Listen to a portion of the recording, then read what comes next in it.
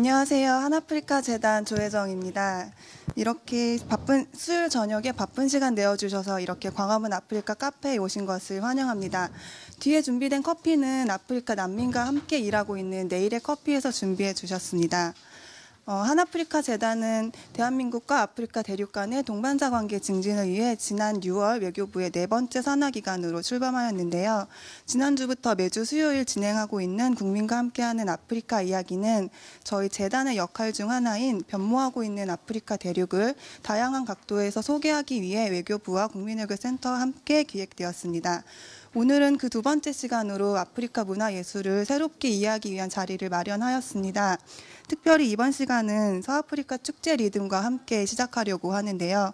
서아프리카 지역 전통 악기인 젬베와 둔둔, 자바라 연주로 아프리카 문화예술 새롭게 이해하기 시작하겠습니다.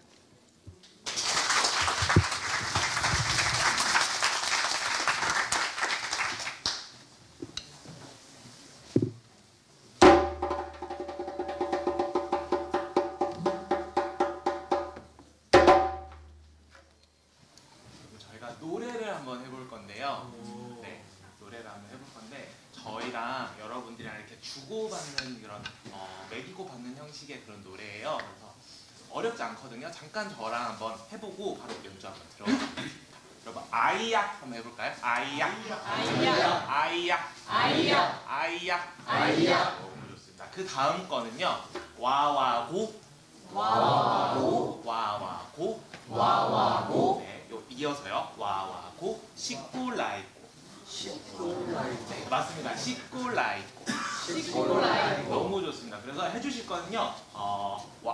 아이야 그 다음에 와와고 시꾸라이고 이렇게만 해주시면 되시거든요. 지금 요 설명만으로는 잘 이해가 안 되실 텐데 저희가 한번 하는 거 보시고 같이 따라해 주시면 감사할 것 같아요. 아시겠죠? 해보겠습니다.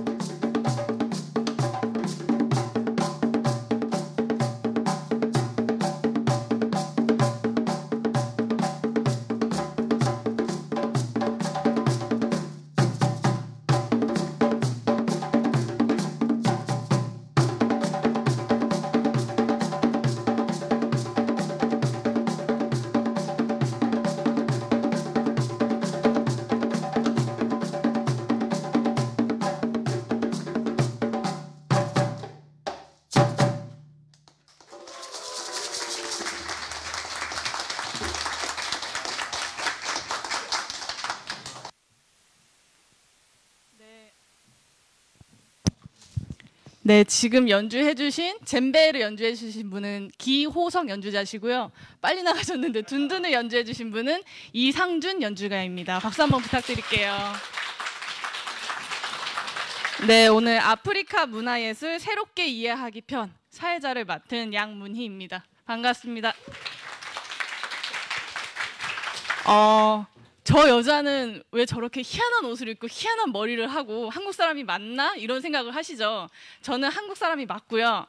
아프리카 춤을 추고 있고 아프리카 춤을 너무 사랑하는 그런 한국 사람입니다. 그래서 제가 오늘 이 사회자 자리에 앉았는데요. 저보다 훨씬 더 훌륭하신 두 분이 또 제 옆에 오실 거예요. 한 분은 제주도 아프리카 박물관의 관장님, 한성민 관장님, 그리고 한 분은 또 영상 쪽, 미디어 쪽을 좀 오늘 많이 저희가 알 수 있게 크게 도움을 주실 프라임 인 아프리카 대표님 김형돈 대표님입니다. 네, 박수로 한번 두 분 모셔볼게요.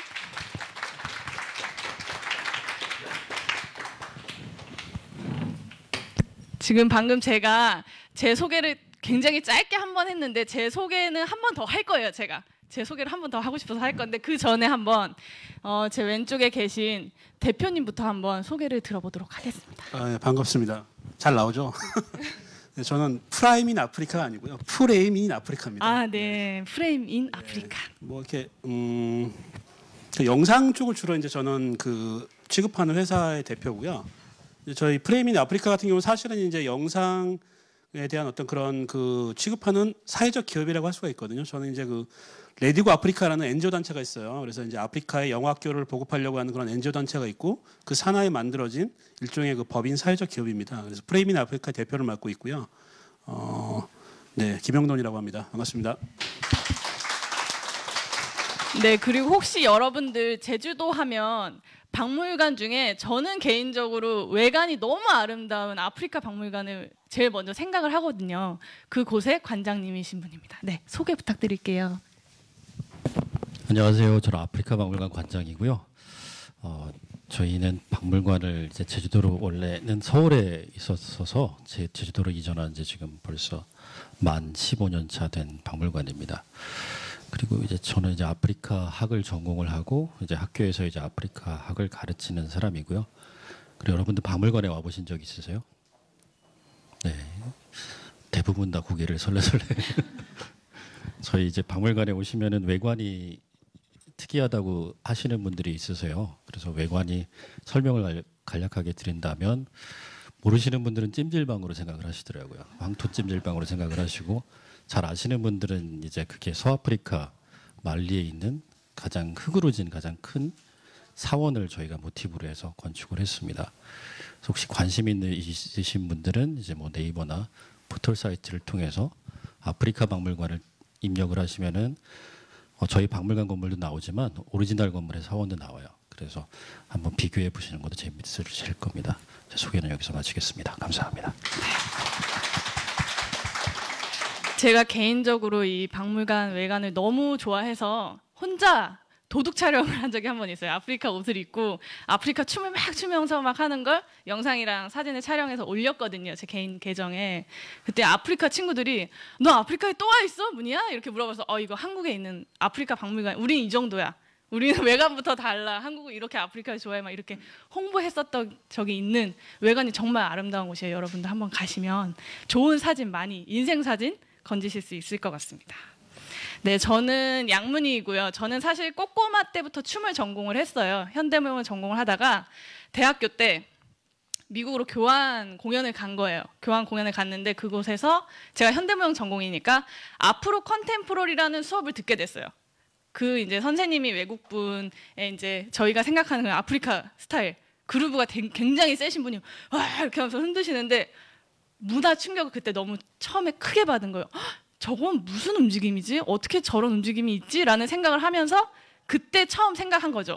이게 현대무용과 아프리카가 접목된 거라면 아프리카의 전통은 뭘까 해서 아무도 저에게 시키지 않았는데 혼자 그냥 계속 한국에 와서 검색을 합니다. 검색 되게 큰 기업 하나 있잖아요. 거기에 거의 제가 볼 때 한 매달 한 번씩 그냥 아프리카 춤, 아프리카 전통 춤을 계속 검색을 했어요. 근데 그 당시 아무것도 안 나오는 거예요. 너무 배우고 싶은데 전통이 뭔가 배우고 싶은데 안 나오다가 옆 나라인 일본 나라에서 일본 친구가 아프리카 춤을 추는 친구가 한국에 와서 워크숍 하는 걸 처음 들었어요.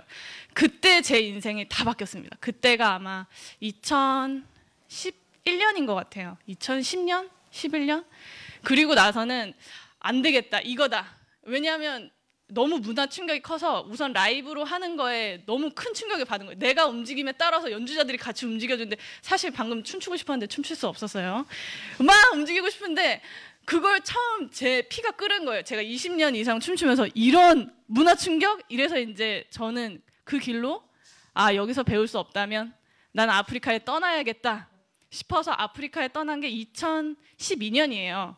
그냥 들어갔습니다. 불어 한마디도 못하고 아무것도 모르는데 비자도 심지어 미국에서 받았어요.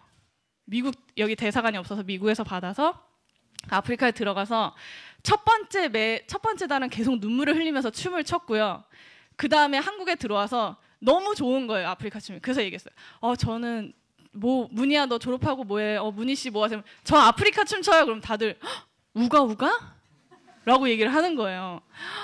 그때 저는 두 가지 생각을 했습니다. 내가 한국의 아프리카 춤이 어떤 건지 보여줘야겠다. 또 하나는 나중에 내가 저 아프리카 춤 춰요. 그럼 너무 멋있는 거 하시네요. 대단한 일 하시네요. 라는 말을 내가 꼭 듣고 내가 아프리카 춤을 점을 찍겠다. 근데 지금이 2018년이죠. 네, 6년 만에 이뤄냈습니다, 여러분. 이때 박수가 나와야 되는 거예요. 그래서 어딜 가도 지금 아프리카 춤이 사실 되게 사람들이 좋아해 주시고 많이 이제 아세요. 이제는 더 이상 저한테 뭐 점프 뛰냐 우가우가를 하냐 이런 말씀 아무도 안 하시거든요. 그래서 아프리카 문화에 대한 국내 인식 관련해서 전하고 싶은 메시지가 있는지 한번 제가 김현돈 대표님께 여쭤보고 싶습니다. 전하고 싶은 메시지가 너무 거창해가지고. 네, 그럼 편하게 전하고 네. 싶으신. 혹시 오늘 오신 분들은 아프리카에 대해서 잘 알고 오신 분들이신가요? 잘 모르세요?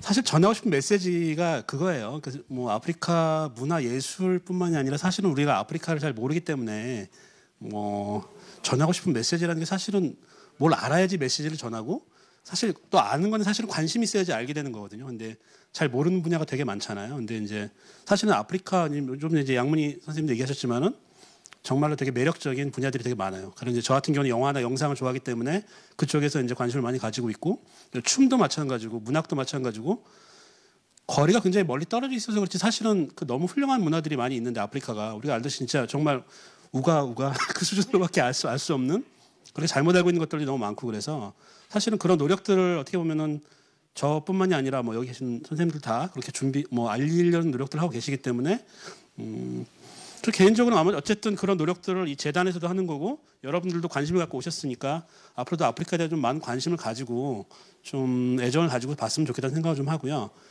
저는 이제 또 조금 더 얘기를 덧붙이자면은 꼭 문화 예술적인 이유에서뿐만이 아니라 산업적인 면에서도 아프리카는 반드시 우리가 관심을 가지고 봐야 된다고 생각을 하거든요. 그 얘기는 근데 사실 좀 약간 너무 전문적인 얘기라서 다른 자리에서 하도록 하고요. 그 정도로 일단 얘기를 좀 짧게 마칠게요. 네. 네, 그러면 제가 아까 자기소개를 하실 때 이제 관장님이 공부를 하셨다고 했거든요.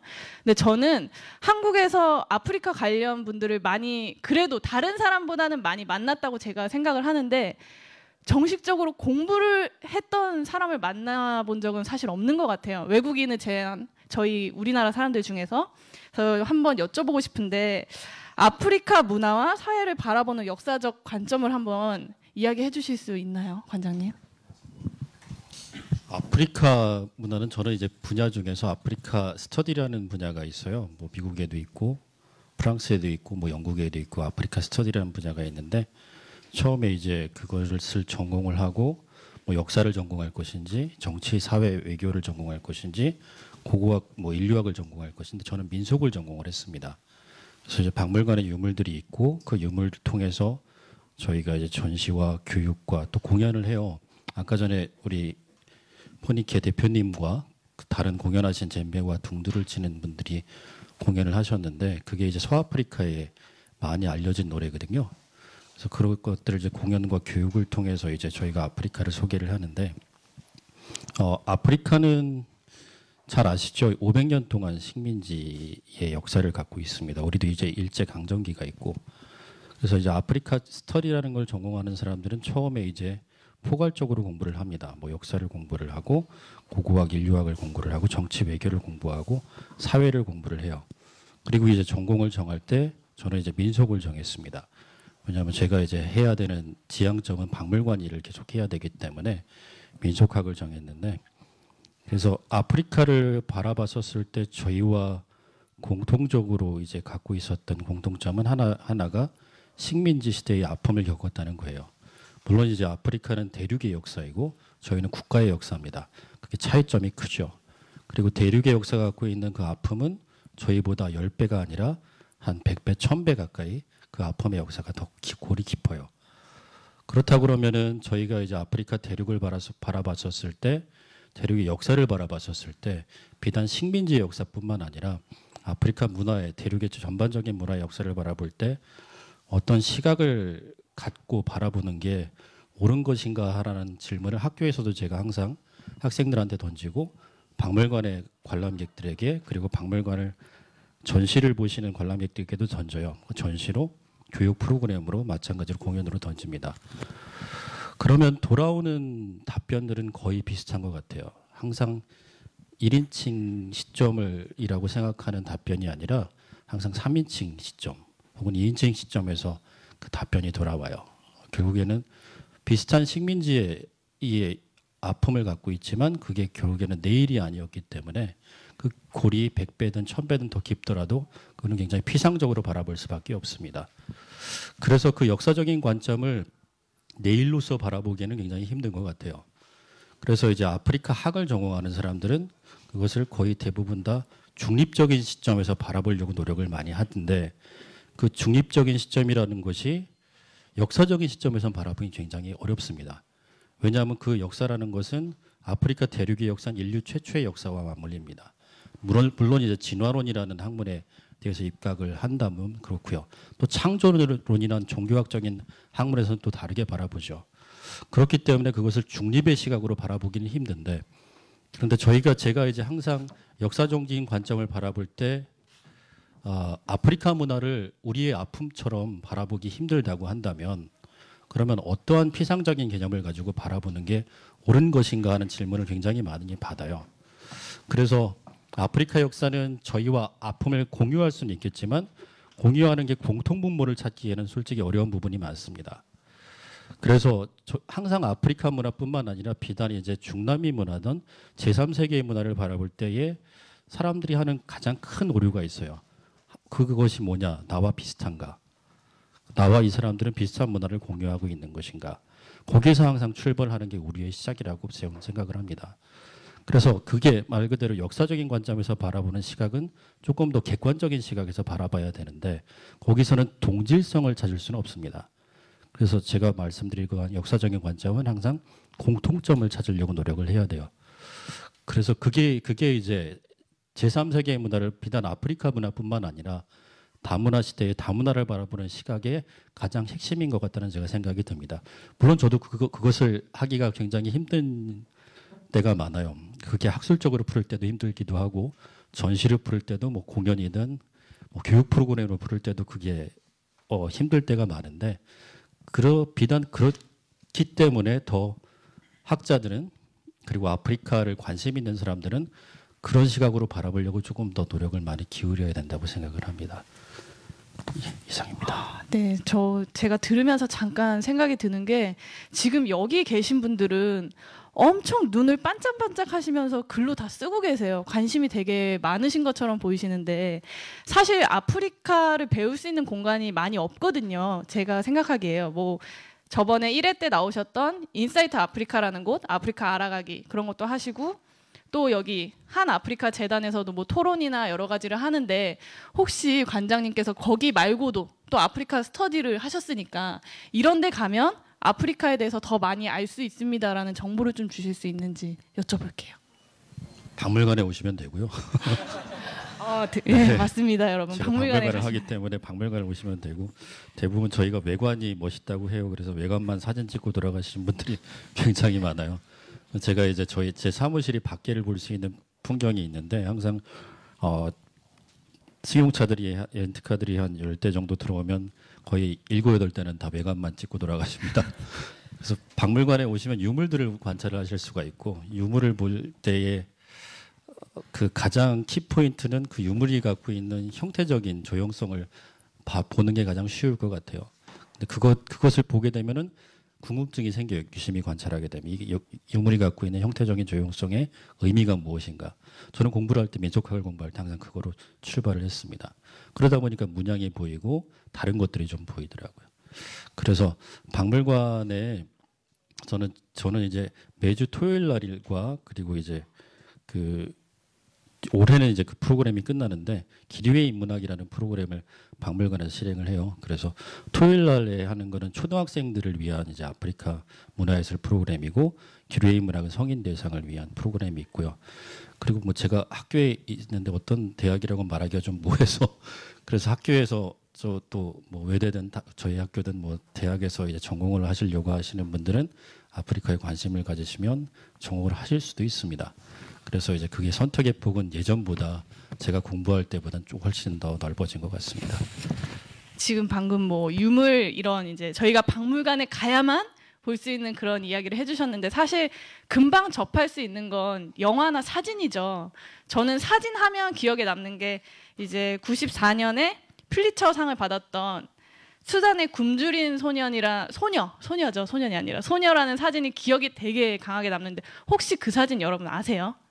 많이 아실 것 같아요. 왜냐하면 한 번 보면 좀 잊기가 심하게 힘들게 강렬하거든요. 사진이 뒤에는 독수리가 아이를 바라보고 있고 앞에는 이제 아이가 굶주려서 이렇게 웅크리고 있는 그 사진인데 그럼 그게 24년 전의 사진이에요. 그럼 요즘엔 어떤 사진이 많이 올라오느냐 하면 뭐 아프리카 패션, 뭐 그리고 춤에 관련된 그런 사진들이 많이 올라오는 것 같거든요. 그런 걸 봤을 때 저는 너무 많이 변화를 했다라고 느끼고 있고요. 그리고 옛날에 비해서 이제 담은 사진 예술 작품에 대해서 오늘날에 있어서 사람들의 의식 변화는 어떻게 되었는지 한번 대표님께 여쭤보도록 하겠습니다. 네. 질문들이 다 너무 어려워요. 근데 학술적인 그런. 네, 그러면 사실은 저는 네. 그런 건 잘 모르고요. 네. 앞에 잠깐 뭐 이제 좀 얘기를 백날 벗어났지만 앞에 얘기하신 얘기가 독수리와 소녀라고 되게 유명한 사진인데 그 사진이 이제 저 영화로 얘기를 드릴게요. 남아공에서 나온 영화 중에 뱅뱅 클럽이라는 영화가 있어요. 이제 그 영화를 찍은 사람들이 남아공 그 사진 기자 클럽 이름 뱅뱅 클럽인데 그 사진이 사실은 조작된 사진이거든요. 그래서 그 사진 찍은 그 사진 작가가 자살을 했어요 나중에. 네. 그러면 네. 제가 알고 있는 건 이제 사람들에게 그 소녀는 그러니까 쉽게 얘기해서 그 소녀가 무슨 굶주림에 이렇게 소녀라고 이렇게 인식이 돼서 필리처상을 받았는데 사실은 그 동료 사진 작가들 증언에 의하면 그 소녀는 그냥 어머니랑 손을 잡고 가고 있는 소녀였고 지쳐서 그냥 쉬고 있었던 거였고 우연찮게 뒤에 독수리가 나타났기 때문에 그렇게 이제 산찍어 필리처상을 받았었는데 그게 나중에 이제 밝혀지고 엄청난 비난을 받았죠. 그래서 그 선자가 자살한 그 내용이 영화로 있어요. 뱅뱅 클럽이라는 영화고 되게 유명한 영화거든요. 네. 뭐 그 얘기가 있었고요. 어떤 얘기 물어보셨죠? 그 얘기가 너무 확 꽂혀가지고. 그래서 뭐 오늘날에 있어서 사람들의 의식 변화가 어떻게 되었는지 사진이나 뭐 영상이 옛날과 요즘의 느낌이 많이 다르잖아요. 네. 그런 의식 변화, 생각이 어떻게 변했을까요, 사람들이? 그 의식 변화를 제가 알 수는 없고요. 근데 요즘 그냥 트렌드만 잠깐 어쨌든 저는 이제 트렌드에 대한 얘기를 주로 하는 사람이니까 아프리카 그러니까 보통 우리 생각하는 아프리카는 이미지가 있잖아요. 뭐 흔히 이제 우리나라는 굉장히 그 무슨 뭐 잘못된 가짜 뉴스라든지 이런 얘기 요즘 많이 나오는데 아프리카에 대한 정보가 사실은 되게 잘못 전달되고 있어요 우리나라에. 그래서 사진이 됐든 영상이 됐든 영화가 됐든 요즘 그 아프리카에서 유행하는 사진들이나 영상이나 TV 프로그램들을 보면은 요즘 굉장히 많이 세련되고 있거든요. 세련돼지고 있거든요.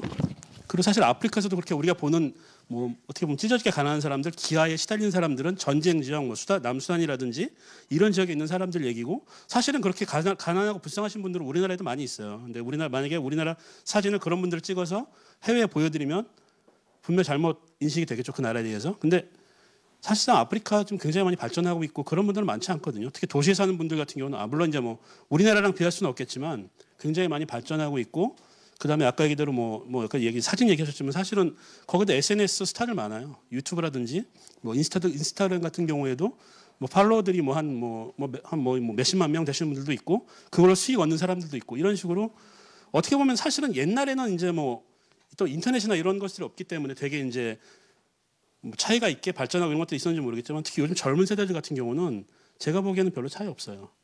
우리나라에서 유행하는 음악들, 뭐 방탄소년단 다 알고 있고 좋아하고, 뭐 우리나라에서 뭐 인기 있는 드라마들, 뭐 태양의 후예 이런 드라마도 한 3개월 있으면 보거든요.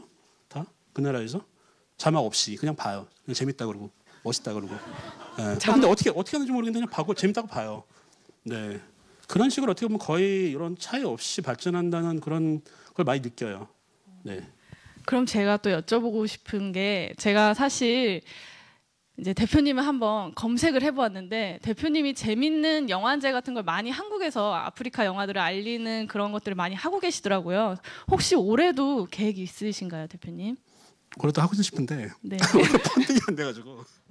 그러면 이제까지 한국에서 했었던 그런 아프리카 영화제 재밌는 에피소드 한번 얘기해 주시면. 네, 영화제를 제가 그러니까 뭐 작은 규모 영화제들을 많이 해왔어요. 그래서 뭐 춘천에서도 이제 산막골 영화제라 그래서 아예 산골 같은 데서도 한번 해보고, 부산에서 뭐 부산 영화제는 아니지만 부산에서 아프리카 영화제라 그래서 했었고, 마포에서도 이제 영화제를 했었는데, 그래서 뭐 이런 얘기를 한번 드리고 싶어요. 아프리카 영화를 상영을 해요. 혹시 선생님은 아프리카 영화면 보러 오고 싶으세요? 그러세요? 혹시 의외의 오늘 대답을- 오신 분들 표본이 좀 혹시 아프리카 영화 아는 영화 있으세요? 비행기에서. 저도 못 본 영화를. 영화제를 했었는데 사실은 이제 그게 좀 편차가 좀 있어요. 그러니까 쉽게 얘기해서 제가 금정구라는 이제 약간 부산에서 약간 좀 어떻게 보면 문화의 외곽 지역 같은 곳에서 영화제를 했었는데, 거기서는 사람들이 굉장히 많이 오셨어요. 뭐 한 몇천 명 오셔가지고, 이제 물론 영화제만 한 건 아니었지만 뭐 아프리카 행사들, 전시, 뭐 그다음에 이제 뭐 상품 전시, 뭐 바제 같은 것도 하고 했었는데 많이 오셨는데, 마포구에서 했을 때는 그 자리에 영화제를 한다고 했는데 자리에 앉아 계신 분이 저 포함해서 5분 계셨거든요. 네. 근데 굉장히 그때 사실 재밌는 영화 있었어요. 인빅터스라고, 어떻게 보면 아프리카 영화는 아닌데 아프리카 그 럭비 팀을 소재로 한 맷 데이먼 나오는 그 럭비 영화거든요. 되게 재밌는 영화를 했었는데, 그때 이제 왜냐하면은 사실 자원봉사 대축제 기간 중에 이제 어떻게 보면 약간 곁다리 행사로 하다 보니까 사람들이 많이 안 오셨어요. 제가 느낀 건데, 사실은 금정구에서 할 때도 사실은 그 행사 영화 보러 오신 분들이 아프리카 영화를 알고 관심 있어 오신 분들 많지 않거든요. 그래서 제가 보면서 야, 도대체 이 사람들이 오고 안 오고의 차이는 뭘까 생각했는데, 가만 곰곰이 생각해봤더니 이거를 그 지역 자치단체에서 강제적으로 동원을 하는 게 많은 차이 같다는 생각을 좀 했어요. 그래서 앞으로 좀 제가 할 일이 더 많은 것 같다 생각을 좀 했죠. 산막골 영화제는 그냥 정말로 산골 그 분교에서 한 거였기 때문에 저희 그 단체 사람들 말고 5분 오셨거든요. 그때도. 근데 이제 그거는 이해할 수 있는 게, 그 분교가 차 타고서 춘천 시내에서도 차 타고 한 2시간 더 들어가야 돼요. 진짜 산골이거든요. 거기 오신 5분은 정말 대단하신 분인 거예요, 제가 보기에. 네, 그 정도가 기억에 남네요. 그러면 대표님은 지금 문화 사업을 하고 계신 거잖아요, 사실. 그렇죠. 네, 그러면 문화 사업적 측면에서 아프리카가 이제 어떻게 전망이 되는지 얘기해 주실 수 있나요? 그 뭐 저희 학자분들도 못 하시는 거. 앞으로 아프리카 영화나 네. 아프리카 드라마 뭐 이런 게 한국에서 어떻게 더 될 것 같다 뭐 이런 네. 생각. 질문 들어오면 너무 어려워가지고 짧게만 얘기 드릴게요. 짧게만 얘기 드리면, 저는 그 비전을 보기 때문에 사실은 영화 사업이나, 그러니까 정확히 프레임이나 아프리카 하는 일은 한류 콘텐츠 드라마나 영화를 수출하는 일이에요. 아프리카에 드라마라든지 실제로 수출을 했었거든요.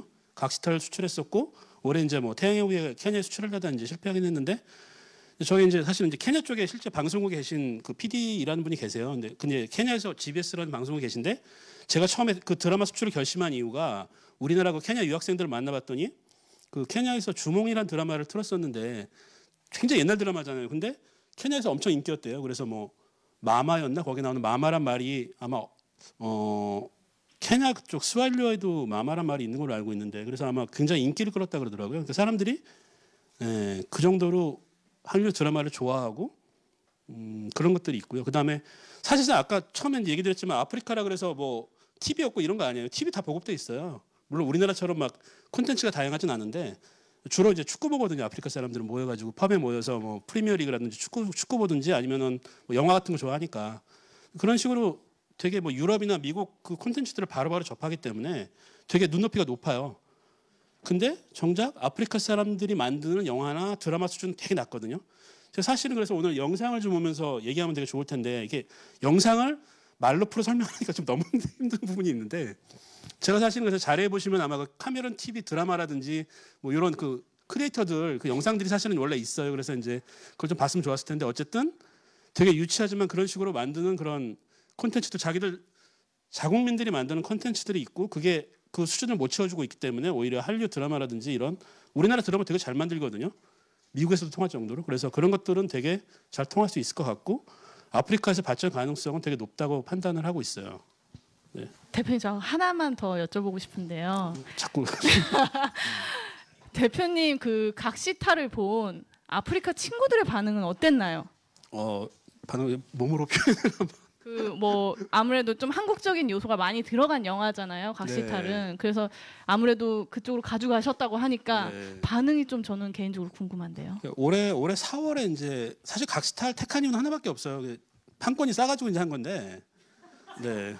태양호해 같은 거 거의 뭐 그나마 아프리카에서 싸서 좀 싸게 줘서 한 4, 5천만 원 정도 했었고 각시탈은 600만 원 정도밖에 안 했었거든요. 판권이 아프리카 싸더라고요. 그래서 이제 했었는데 아프리카 친구들이 이제 좋아하는 게 이제 액션 되게 좋아해요. 액션하고 그다음에 뭐 이렇게 싸우고 이런 거 좋아하고 거기다 또 이제 그 아프리카 대부분 국가가 이제 아까 관장님 얘기하셨듯이 식민지 경험이 있다 보니까 그래서 이제 좀 거기다 어떤 저항의 정서, 일본에 대한 이런 저항의 정서 이런 것들이 있어서 되게 좋아했다고 얘기를 들었어요. 현재 배급하신 분한테 얘기는. 근데 저희가 이제 방송국 카메라는 현재 방송국 통해서 방송을 했었고 반응도 되게 좋았고 근데 돈은 안 됐어요. 아무튼 결론적으로 돈은 안 돼서 이제 망했는데 그 정도로 어쨌든 되게 그런 것들을 좋아한다. 너무 좋아하시는데 망했다는 얘기.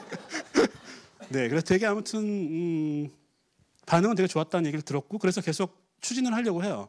올해도 사실은 이제 하반기에 태양의 후예를 좀 추진하려고 했었는데 이게 외계분들 계셔가지고 좀 외계분들이 약간 좀 그런 오차로 인해서 안 계시면 다행이고요. 예. 이거를 미리 그냥 무료로 태양의 후예를 뿌리셨더라고요. 그래가지고 수출을 못했어요. 예. 그런 좀 이슈가 있어서 뭐 아무튼 그런 경우가 있었어요. 네, 대표님 감사합니다. 그 가슴 아픈 이야기를 너무 스스럼 없이 말씀해 주셔서 대단하신 것 같아요. 그럼 저희가 아프리카 문화를 이해하는 시점에 대해서 좀 알아야 될 것 같은데 그 부분을 좀 관장님이 말씀해 주실 수 있을까요?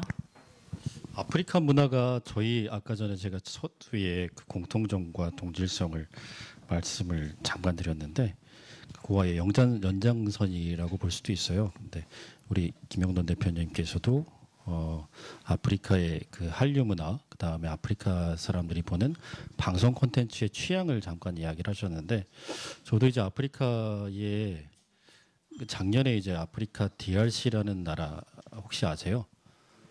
콩고 민주공화국에 또 대부분 분들이 모르실 텐데 저희 나라 외교부에서 그 코이카란 국제협력단에 그 예산을 줘서 그 DRC란 나라의 국립박물관 건립을 하고 있어요. 제가 거기에 이제 PMC로 있는데 PMC가 프로젝트 매니징 컨설턴트로 재직을 하고 있는데 근데 그 우리나라에서 아프리카의 한 나라의 국립박물관 건립을 지원하는 것들을 대부분 다 모르시더라고요. 근데 정부 관계자분들도 모르시는 분들이 좀 계시고 그래서 이제 그게 제가 생각하기에 우리나라 사람들은 아프리카에 관심이 없구나라고 단정 짓기보다 그만큼 아프리카에 대한 소스들이 많이 없어요. 아까 우리 김영동 대표님이 아프리카의 영상을 구할 때도 힘들다고 얘기했었고 저도 마찬가지로 다른 나라에서 아프리카의 오리지널 영화들, 아프리카에 제작한 영화들을 구입할 때 굉장히 어려웠거든요. 그래서 아까 저기 앉아서 어떻게 저도 이제 자문을 구했죠. 영상 소스들이 좀 필요한데 좀 구하고 싶다 해서 우리 김영돈 대표님이 또 잘 설명을 해주셨는데 그만큼 이제 아프리카 소스들이 다른 나라에서도 이렇게 많이 활발하게 공유되지는 않아요. 그렇다고 해서 이제 아프리카 현지에서는 프로덕션이 없느냐, 뭐 거기서는 그렇지는 않은데 제가 좀 이야기가 딴 쪽으로 흘렀습니다. 여기서 중단하고 그래서 아프리카에 가서도 아프리카 TV를 보는데 공통적으로 축구를 보는 방송들이 좀 있고 그리고 드라마 아프리카에서 만든 드라마가 있어요. 콩고에서 만든 드라마. 제가 DRC를 하나 얘기를 들어볼게요. 근데 그 드라마가 굉장히 유치하더라고요. 그 권선징악이 분명하고 그래서 꼭 해피엔딩으로 끝나지 않고 항상 새드엔딩으로 끝나요. 그래서 이게 참 단순하구나, 단순 명쾌하구나라고 볼 수도 있는데 제가 보기에는 저희가 다양한 콘텐츠를 접한 사람들의 관점을 봤었을 때는 조금 유치하다는 생각이 좀 들어요. 또 뮤직비디오를 또 봤어요. 뭐 거기도 우리나라의 이제 엠넷 같이 미국의 MTV 같은 이런 그 방송 채널이 있는데 거기서를 봤었을 때도 되게 명쾌하더라고요. 그러니까 어떤 남자가 이렇게 돈이 많은 남자가 미국 사람처럼 미국 힙합하는 사람처럼 옷을 입고 또 돈이 많은 다른 여성을 그 어떻게 보면 유혹을 하는 그런 또 명쾌한 뮤직비디오예요. 그래서 뭐 좋은 표현을 하든 명쾌하지만 굉장히 단순하더라고요. 그게 하나의 그 아프리카 사람들이 갖고 있는 미디어 컨텐츠의 포괄적인 공통점인 것 같아요. 그러니까 명쾌하고 단순하고 심플하고. 그러니까 거기에 이제 약간 뒤틀림이 없어요. 아프리카의 대중문화 컨텐츠에서는. 그것을 이제 문화적인 관점으로 제가 한번 바라봤어요. 아프리카 사람들이 그렇다 그러면 생활의 사회적인 문화적인 관점의 아프리카 사람들의 생각은 어떨까 해서 제가 이제 마을을 돌아다니면서 인터뷰를 자주 해요. 그래서 이제 그 노인분들과 인터뷰를 할 때도 있고 그리고 이제 젊은 분들과 인터뷰를 할 때도 있는데 그런데 제가 신화나 역사나 전설에 대해서 이야기를 하면 똑같은 질문을 해도 다른 대답이 항상 나와요. 근데 그것은 어느 나라나 다 마찬가지입니다. 똑같은 질문을 해도 다른 대답이 나오면 왜냐하면 이야기라는 게 살이 항상 붙더라고요. 그러니까 구전이라는 게 항상 살이 붙습니다. 그래서 이제 제가 말 그대로 오늘 100원짜리 사탕을 하나 구입을 했으면 저희 가서 똑같이 100원짜리 사탕을 제가 이렇게 구입했다 그러면 저기는 10,000원이 돼요. 그렇게 이제 한 바퀴 돌아가면 이렇게 거의 100배, 1000배의 이야기가 뻥튀기 됩니다. 그러니까 그런 게 나이 연세 드신 분과 젊은 사람들이 갖고 있는 차이가 많은 살이 붙더라고요. 그래서 신화와 역사에 대해서 이야기를 하면 거기에 살이 붙은 것들을 제가 많이 발견을 했어요. 그래서 저는 항상 그 중간 정도의 답변을 그 발췌를 해서 그것을 제 소스로 쓰긴 하는데 그렇게 명확하지가 않습니다. 그렇기 때문에 아프리카 문화를 정리를 할 때, 아프리카 역사를 이야기를 할 때, 또는 이제 아프리카 사회를 정의를 할 때 어떠한 부분에서는 명확한 부분에 명쾌한 답을 얻기가 힘들기 때문에 그래서 이제 사람들이 갖고 있는 대중문화 속에서는 뒤틀림이 있는 것들을 바로 이렇게 선호하는 것 같지는 않아요. 그래서 아까 이렇게 보시면은 역사적인 것 전 주몽이라는 드라마를 안타깝게 못 봤는데 그 주몽이라는 드라마가 어떤 건지 한번 제가 궁금해서 봐야 될 것 같아요. 주몽은 어떤 역사적인 배경을 갖고 있는지는 알겠지만 거기 어떤 배우가 나오는지 어떤 스토리가 갖고 있는지 저는 잘 모르거든요. 그런데 그래서 이제 그 아프리카 사람들이 주몽을 관심이 있었다 그러면 아마 그 스토리도 조금 더 명쾌한 부분, 좀 뒤틀림이 없는 부분이 있지 않을까 제가 조금 추측을 해요. 뭐 추측일 뿐입니다.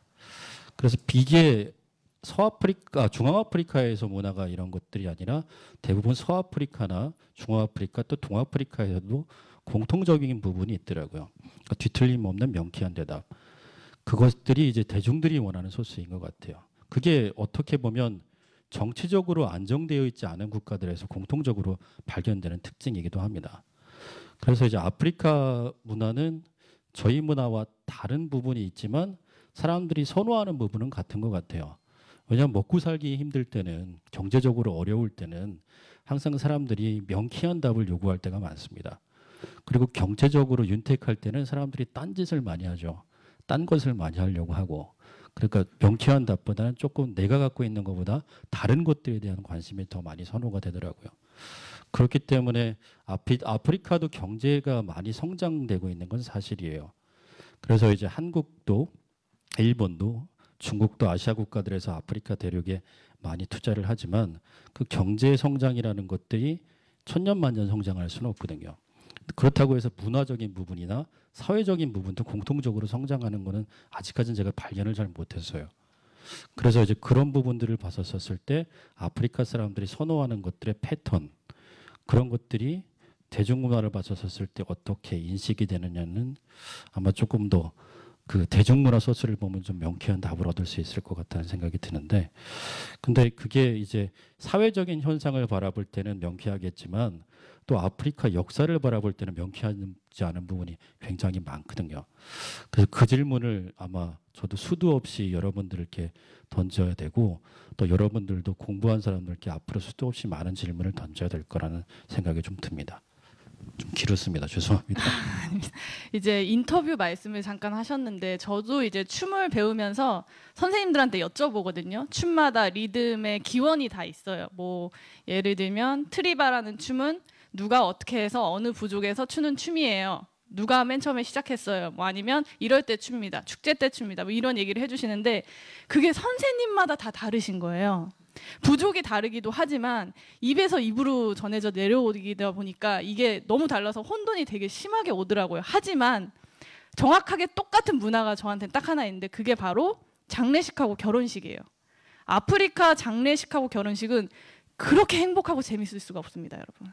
한 2박 3일 동안 아침부터 저녁까지 쉬지 않고 계속 연주를 하고 춤을 추고 밥을 먹어요. 그게 장례식 문화도 그렇고요. 결혼식 문화도 그렇거든요. 그래서 제가 또 놀랬던 것 중에 하나는 저는 이제 춤을 추러 아프리카에 거의 들어가니까 이제 친구들이 문희야 누구 결혼한대 가자. 그러면 이제 따라갑니다. 따라가면 한 이틀 동안 거기 있는 거예요. 계속 막 애들 춤추고 연주하고 이러면 누가 너무 잘한다 그럼 막 돈을 막 던져요. 전 그것도 사실 처음엔 너무 충격을 받았어요.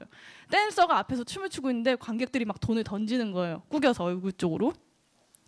그러면 이제 그 댄서는 아주 환박 웃음을 지으면서 들어가죠. 그럼 이제 나머지 사람들이 그 돈을 주어서 댄서한테 주는 거예요. 그게 이상한 게 아니고요. 아프리카의 문화인 거예요. 저 친구 춤 너무 잘 춘다. 브라보 하면서 돈을 던지는 그런 문화를 가지고 있거든요. 장례식도 그런 게 있고요. 이거는 이제 제가 직접 느낀 아프리카 문화 중에서 우리나라랑은 다르지만 하지만 너무 멋있는 문화다라고 이렇게 생각하는 그런 문화예요. 근데 여기 앉아 계신 이제 대표님도 관장님도 저랑 똑같이 아프리카에 왔다 갔다 자주 하시니까 이제 여쭤보고 싶은데 국내 우리나라에 알려지지 않은 아프리카 문화 재밌는 거 알고 계시는 게 있는지 한번 김현돈 대표님께 먼저 여쭤보도록 하겠습니다. 재밌는 문화요.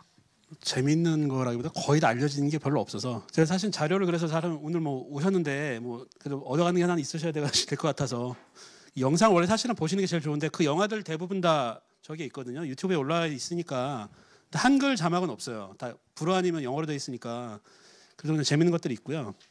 그러니까 아프리카 영화들이 되게 사실은 유치해요. 아까 얘기했지만 수준이 보통 영화라는 거는 산업이 발전하고 결부가 안 될 수가 없거든요. 산업이 발전하면 영화도 발전하듯이 우리나라 영화 산업도 사실은 산업으로서 발전하면서 발전한 거기 때문에 되게 유치한데 거기 보시면 우간다에 그 영화가 있어요. 누가 캡틴 알렉스를 모함했나라고 뒤에 이제 그 동아프리카 영화 쪽에 보시면 있고요. 이 영상 사실은 짧은 클립이 있긴 한데 이제 그 유튜브에 다 올라와 있으니까 그 영화는 이제 그 감독이 우리나라 그 부천 판타스틱 영화제 때도 왔었거든요. 그 영화 되게 재밌어요. 유치하긴 한데 거기 보시면 그래 나왔죠. 우간다 군대와 타이거 마피아의 숨막히는 대결을 그린 뭐 이런 영화라고 되어 있는데요. 보시면 정말 숨막히는 대결이 나옵니다. 네, 그런 영화들도 재밌고요. 근데 사실은 좀 아프리카 영화도 지역마다 특징이 좀 달라요. 아까 관장님 얘기하셨듯이 사실은 아프리카가 지금 56개국이고 그 자체적인 집계는 57개국이거든요. 그래서 그 많은 나라의 특징을 그냥 아프리카 영화라는 그 특징 하나로 뭉개트리기가 되게 애매한 부분이 있어요. 왜냐하면 사실은 한 나라 자체도 부족들이 막 수십 개라서 언어도 다르고 문화도 다른데 어떻게 그걸 다 하나로 묶을 수가 있겠어요. 그래서 어쨌든 대체적으로 특징들 보면은 나이지리아 영화들이 좀 유치하고 재밌어요. 그 보면 불륜, 뭐 주술, 우리나라 좋아하는 뭐 이런 아침 드라마 소재들 같은 거 많이 하기 때문에 재밌고 그다음에 영화도 되게 잘 빨리 만들거든요. 한 2주 동안에 한 2천만 원 있으면 만들어요. 그냥 2주. 정확히 보면 어떻게 보면 영화라기보다는 그냥 영상 콘텐츠라는 개념일 수도 있고요. 그다음에 서아프리카는 뭐 약간 예술적인 그 문화적 수준이 높은 나라들이 많거든요. 그래서 음악적으로도 되게 발달해 있고 영화도 되게 그 예술 영화들이 많아요. 서아프리카 영화들 보시면은 거기는 영화들이 우리나라 그 임고택 감독님이 아마 칸 영화제 제일 처음에 상 받으신 게 그 2002년인가 취하선으로 아마 감독상 받으신 걸로 아는데 서아프리카 영화들은 90년대에 벌써 상 받았거든요. 일단 재미는 별로 없어요. 근데 보시면 예술 영화들이라서 개인적으로 아까 뭐 우간다나 그쪽 영화들이 재밌는 영화들도 많고 추천을 좀 해드리고 싶어요. 그 사실은 아프리카 자체에서 만든 영화보다도 아프리카를 소재로 한 뭐 이런 호텔 루안다라든지 인빅터스 같은 영화들도 사실은 아프리카 문화를 잘 담고 있거든요. 그런 영화들 보시는 게 어떤 면에서는 더 아프리카를 잘 알 수 있는 그런 영화들이라는 생각도 좀 들고요. 네. 제가 아까 잠깐 얘기 들었을 때 이제 관장님은 아프리카에 들어가시면 3개월씩 계신다고 하시더라고요. 저도 아프리카에 들어가면 3개월씩 있거든요. 그러면 거기 있는 아프리카 이제 친구들하고 거의 되게 끈끈해져요. 거기 있는 분들은 정이 엄청나게 끈끈이 많은 친구들이에요. 그래서 한번 여쭤보고 싶어요. 가시면 어떤 걸 가장 많이 느끼고 오시는지, 돌아오실 때 어떤 생각으로 돌아오시나요? 한국 오실 때.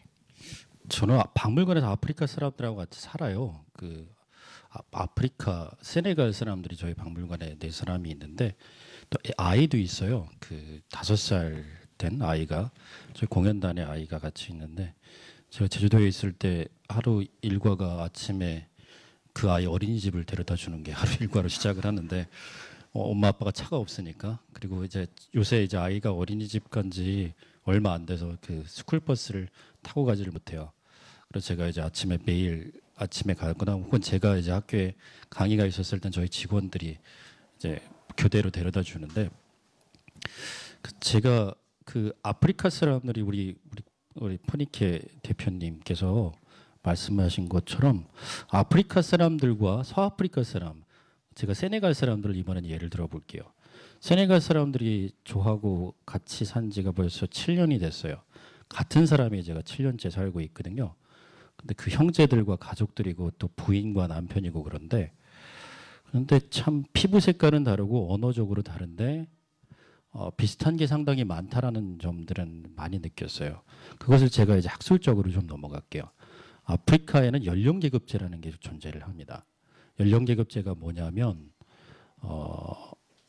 나이가 많으신 분들을 공경하는 유교적인 전통사상과 비슷하게 맞물리는 부분이 있는데 조금 달라요. 여기서는 어떻게 보냐면 소수민족들이 나이가 많은 분들을 존중하는 이유가 한 가지가 있었습니다. 그 이유가 식민지 시대 때 조금 뒤틀려지기 시작을 했어요. 예전에는 나이가 많은 분들에게 조언을 얻거나 현명한 조언, 지혜로운 조언, 왜냐하면 삶의 경륜이라는 게 있기 때문에 조언을 얻기 위해서 그 사람들에게 계급의 지위를 줬다 그러면 나중에 식민지 시대 때는 많은 사람들이 아프리카 약탈을 당하고 죽임을 당하기 때문에 혈통 보존을 위해서 나이가 드신 분들을 조금 더 존중하고 지키는 문화가 또 식민지 시대 이후에 좀 발전이 됐어요. 그래서 아프리카 사람들은 그런 문화적인 배경이 있어서 그런지 나이가 많은 분들을 굉장히 존중을 해요. 또 요새는 조금 위아래가 없어졌죠. 저희 때보다 우리 20대, 30대 분들 보면 위아래가 조금 없어지긴 했는데 안타까운 부분이기도 하지만 또 사회적인 변화, 그러니까 평등을 추구하기 위한 하나의 변화라고 또 여겨지기도 해요. 그런데 또 아프리카에서는 그런 시간이 조금 더디게 흘러가고 있는 것 같아요. 그래서 이제 아프리카가 가서 보면 그 연령계급제의 예를 제가 이제 학술적인 부분으로 연령계급제란 단어로 이제 표현을 하지만 그것들이 문화적인 부분에서 굉장히 많이 팽배해지고 있는데 단순히 우리나라의 유교적인 문화에서 나이가 많으신 분들은 반드시 공경해야 된다는 것들이 아니라 그게 어떻게 보면 혈통 보존과 맞물리기 시작했을 때는 그게 반드시 필수적인 요건의 하나로 문화로 또 반영이 되기도 하더라고요. 근데 그렇다고 해서 이것들이 아프리카의 1,500개의 종족을 다 포괄하는 건 아닙니다. 공통적으로 소수민족들에서 이런 연령계급제라는 시스템이 많이 나타나더라고요.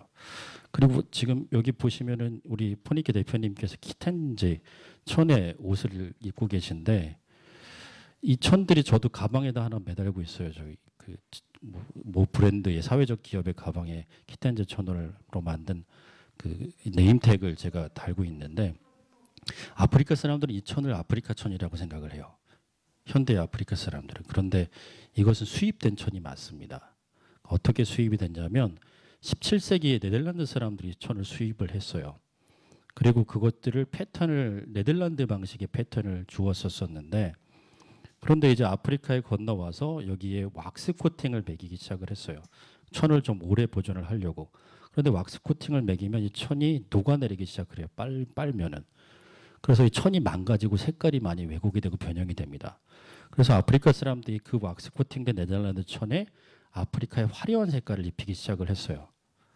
그래서 어떻게 보면은 역사적인 면에서는 이 천은 시작은 네덜란드에 시작이 됐지 아프리카 역사에서 시작된 천은 아니거든요. 그런데 아프리카 현재의 사람들은 아프리카의 전통천이라고 생각을 하는 부분이 많이 있어요. 아프리카 사람들은 아프리카 옷을 이와 같은 천을 입고 있는데 서아프리카의 채도는 강렬한 채도를 갖고 있기도 하지만 서아프리카의 민속적인 가면을 보면 채도가 약간 톤 다운되는 경우가 많아요. 근데 이 천은 색깔이 굉장히 화려하잖아요. 그런데 또 아프리카 민속품들을 보면은 이 천보다 채도가 조금 낮은 채도의 민속 유물들을 많이 관찰을 하거든요. 그래서 그 아프리카의 문화의 전통 문화라고 생각하는 것들이 서양 세계의 문화와 서방 세계의 문화가 500년 동안 뒤섞이는 경우가 굉장히 많이 발견이 돼요. 그게 유물로서든 이 키텐개천으로서도 또 발견이 됩니다. 그리고 그것들이 하나의 토착화되고 또 전통화가 되죠. 그리고 문화화가 되죠. 그것들이 이제 아프리카가 갖고 있는 약간 정체성의 혼란일 수도 있겠지만 또 다른 또 수백 년이 거슬러 올라가면서 수백 년의 시간을 이제 반복되는 시간들을 거슬러 올라가면서 이 천들이 또 아프리카화가 됩니다. 토착화가 되고요. 그래서 이제는 이 키텐개천이 키텐개 문화로 또 정착을 잡았어요. 한 2, 300년 동안 흘러간 시간 속에서. 그전에는 이 천들을 굉장히 그 좀 조악한 천, 그러니까 질이 안 좋은 천이라고 취급을 해서 사람들이 많이 쓰진 않았는데 품질도 굉장히 많이 좋아지고 또 많이 업그레이드가 되고 또 서양의 문화의 패턴보다 아프리카 문화의 패턴들을 또 많이 발견하기도 합니다. 그게 이제 아프리카 문화가 갖고 있는 그런 현재의 정체성인 것 같아요. 그러니까 타 문화를 수용하면서 아프리카가 토착화가 되고 그게 또 다시 또 문화화되고 또 역사화되는 게 반복되는 시간에서 또 발견이 되기도 합니다. 제가 아프리카 너무 좋은 말씀 해주셨는데 아프리카 천을 저는 거의 손꼽히게 너무 좋아해서 항상 아프리카에 도착하면 3일이 지나기 전에 꼭 천시장에 가거든요. 근데 항상 저는 그냥 이게 아프리카 천이라고 생각했어요. 이게 어떻게 이렇게 변했는지 그런 생각을 한 번도 해본 적이 없는데 오늘 이 자리에 앉아 있으면서 하나 느낀 게 아프리카 스터디를 해야겠다. 내가 아프리카만 좋아하고 춤만 좋아할지 너무 모르지 않나라는 생각도 했고 관장님을 조금 귀찮게 해드려야겠다라는 생각도 들었고요. 또 하나는 그때 마포구 이제 영화 말씀하셨잖아요. 다음에 또 마포구에서 하시면 마포구가 제 활동 지역이거든요. 그래서 꼭 오프닝으로 제가 춤을 한번 시원하게 춰드리겠습니다. 그 공연만 사람이 많고 영화 시작하면 또 쫙 빠질 것 같습니다. 네. 그래서 벌써 저희가 거의 이제 토론이 끝나가는 시간이 되고 있는데 아쉬우시니까 한번 질문 있으신가요? 여러분? 기회가 많지 않습니다.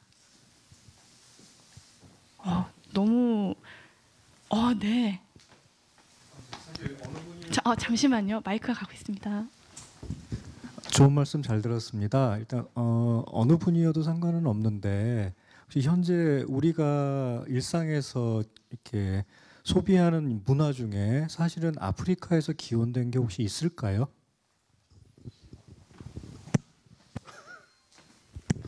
많다고 보면은 많을 수 있고요. 적다고 보면 적다고 볼 수 있는데 음악, 힙합이 아프리카에서 기원이 됐죠. 그다음에 뭐 재즈 또 아프리카에서 기원이 됐고 R&B 또 아프리카의 기원이 맞고 소울도 마찬가지로 아프리카의 기원이 맞습니다. 그리고 현대무용 죄송합니다. 제가 아는 척을 좀 해야 되겠는데 현대무용도 그 춤사위가 아프리카 전통춤에서 기원되는 경우도 제가 많이 발견을 했어요.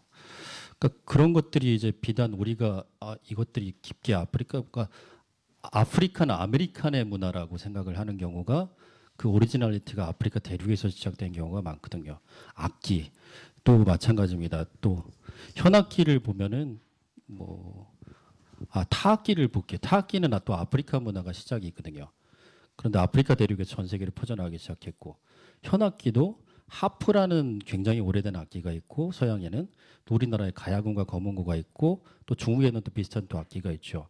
또 아프리카에는 코라나 그 비슷한 또 현악기가 있는데 코라의 역사가 우리나라의 가야금의 역사보다 훨씬 더 오래된 게 사실입니다. 하프보다는 조금 역사적인 시간이 짧지만 비슷한 시간에 동시대 역사를 가지고 있거든요. 또 재미있는 것이 그것들이 아프리카의 현악기들이 아시아로 건너가서 또 그것들이 또 발전이 돼서 중국의 현악기의 문화에 또 많은 영향을 미쳤다고 해요. 또 마찬가지로 또 중국의 현악기의 문화가 한국으로 건너와서 그 우리의 현악기의 문화에 또 영향을 미쳤다고 하는데 그렇게도 보면 문화의 사이클에서 비슷하게 존재하는 부분이 또 있습니다. 알게 모르게. 그래서 그런 것들이 이제 제가 입고 있었던 옷들도 저도 모르겠지만 또 아프리카 문화에서 영향을 알게 모르게 받을 수 있지 않을까 또 생각이 들기도 합니다. 예. 또 다른 분 계신가요?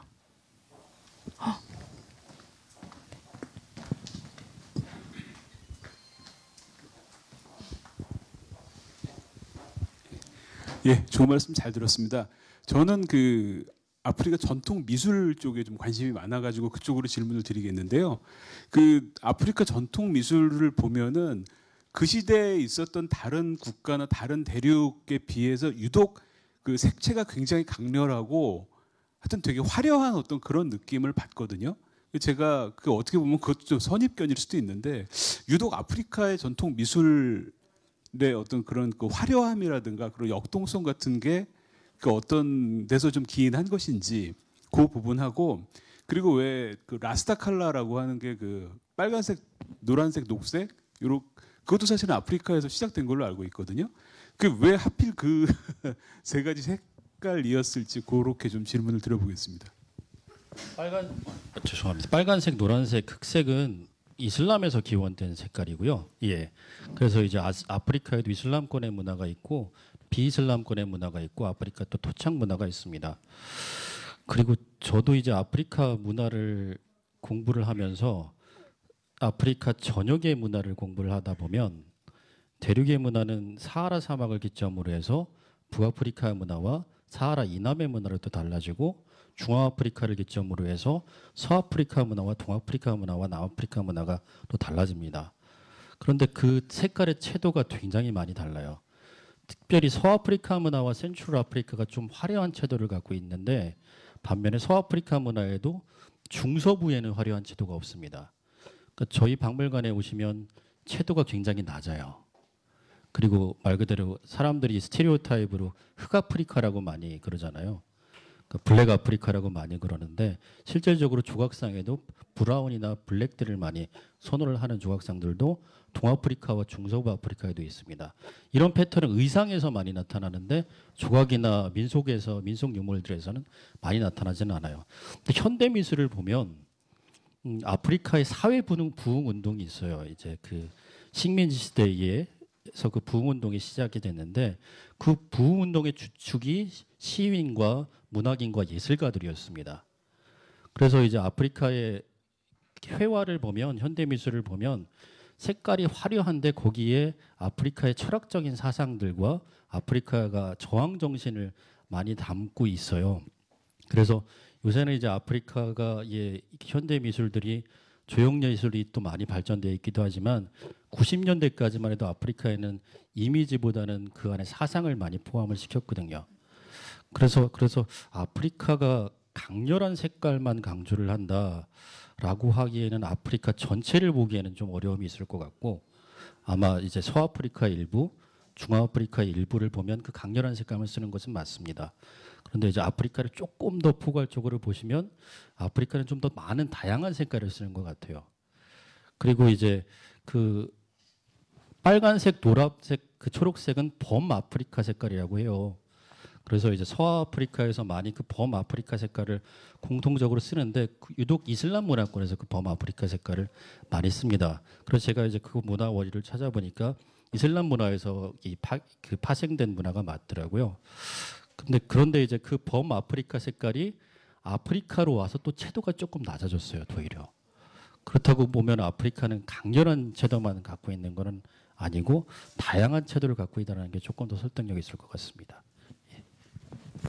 저희 아마 시간이 지났을 것 같은데 거의 똑같이 질문 손을 들어주셔가지고 마지막으로 한 분만 더 질문을 받고 마무리하도록 하겠습니다. 네, 안녕하세요. 먼저 아프리카 학을 배우는 사람으로서 너무 재밌게 들어서 먼저 감사드린다는 말씀을 드리고 싶습니다. 제가 궁금한 점은 저도 그 공부를 하면서 여러 개를 이렇게 찾아보는데 관장님의 말씀을 들으면서 되게 새로운 점들이나 그런 흥미로운 게 되게 많았거든요. 그래서 그런 실질적인 문화에 대한 정보들을 어디서 공부할 수 있는지 조금 공유해 주시면 감사하겠습니다. 제가 어떤 NGO 단체에서 제가 박물관만 유독 광고를 했는데 죄송합니다. NGO 단체에서 그 제가 재능 기부를 하는 단체가 있어요. 그래서 이제 거기서도 매해 이제 정치, 사회, 문화, 경제, 문화예술, 음악 같은 거를 배우는 그런 프로그램이 있습니다. 그래서 아프리카 NGO를 찍으시면 모 단체 이름이 나와요. 그래서 지금 모 단체라는 걸 또 제가 거기 이사로 있거든요. 이사로 재직 중이라서 그 자문이사로 재직 중이라서 모 단체의 이름을 좀 밝히기는 좀 힘들고 그 단체에 가입을 하시고 또 후원을 좀 해주시면 아마 나중에 그 찾는 수업을 게 더 힘들 것 같은데 그 얘기해 주시는 게 나을 것 같아요. 아프리카 인사이트라는 단체가 있습니다. 그런데 그 단체에서 이제 그 수업을 들으실 수가 있을 거예요. 저뿐만 아니라 다른 분들도 많이 수업에 참여를 하시는데 그 단체에서 아마 보시면 아프리카 기초 강좌를 들으실 수가 있을 거예요. 네, 오늘 이렇게 긴 시간 동안 함께 해주셔서 너무 감사드리고요. 그리고 한성민 관장님, 김현돈 대표님 이렇게 귀중한 시간 여러분께 내주셨는데 즐거우셨죠, 대표님? 네, 즐거우셨죠. 강사님도 목소리가 너무 좋으시고 즐거우신 것 같아요. 지금 입꼬리가 올라가셨는데, 네, 여러분들 즐거우셨나요? 아프리카 문화예술 조금 더 새롭게 이해가 가셨나요? 네, 여기 스터디도 있으시고요. 또 아프리카 영화 보면서 문화도 또 새롭게 보시고 또 아프리카 공연, 음악이나 춤 같은 거 보시면서 더 새롭게 많이 이해하셔서 앞으로 아프리카 문화예술을 보실 때는 한 걸음 더 위에서 우리가 함께 아프리카를 이해했으면 좋겠습니다. 네, 오늘 여기까지 토론 자담회 마무리하겠습니다. 감사합니다.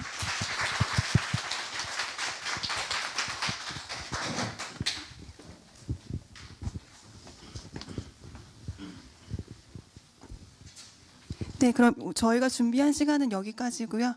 오늘 와주셔서 다시 한번 감사드립니다.